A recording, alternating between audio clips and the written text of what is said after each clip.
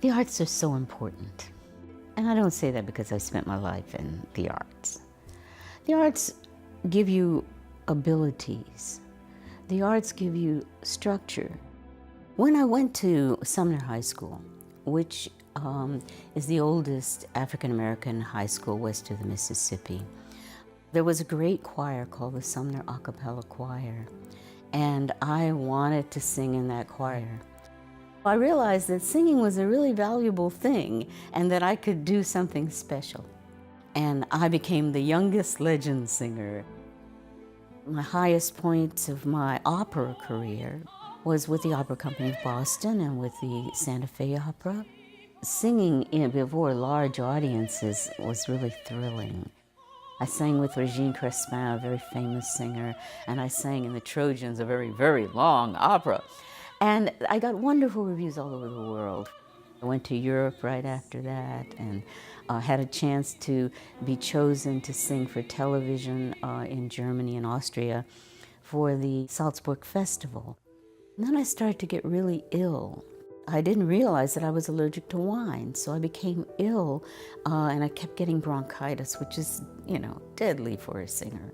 And so finally, after 3 years, even though I was offered a world premiere with the Opera Company of Boston, a leading role, I just called up one day and said, I can't do this anymore.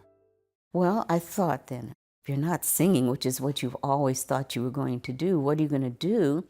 I knew Chris Sarson at WGBH in Boston, and I had done an opera with him, so I contacted them, and he was the creator of Zoom. He decided that I could come on and train and choose the children for Zoom. I had this little career at first as a talent coordinator on Zoom. Then that went into being offered by Paula Apsel, who's now what we call the supernova Nova. She had a little show called The Spider's Web. I took it and I produced this radio show, and it went to NPR. I would say, when one door closes, look at yourself and open others. The next thing I knew, I was the executive producer of Zoom.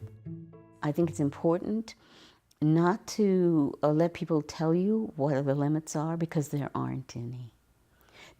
You are as limited as your imagination. My storytelling as a singer, I think, set my mind to that kind of thing of appreciation of story.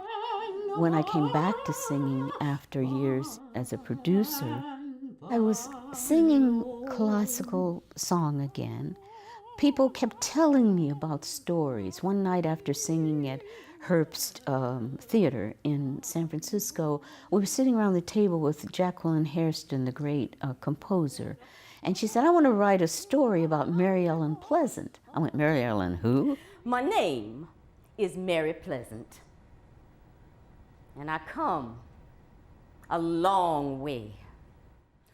I started going into the archives. It was like a great mystery that I had to solve. The way she lived her life, becoming a millionaire from being a slave, being an entrepreneur, being inclusive. Those stories have to come out. They have to inspire the next generation. It matters that we have inspiration. And not just African American stories, but these stories inspire all people. And the Higher Sisters also were an inspiration. Here were these opera singers, people like me, who spent their whole lives wanting to be great singers, and all of a sudden, boom, they change. And they're going to not go to Europe, and they're going to do these musicals about the African American experience. And boy, I wanted to know why. But I want people to see something in what I'm doing or what I present that will inspire them to do something. The arts can really go beyond what we as individuals hold as our little structures and biases. And that's been proved time and time again. I'm still here, and as long as I'm still here, then I have something to do.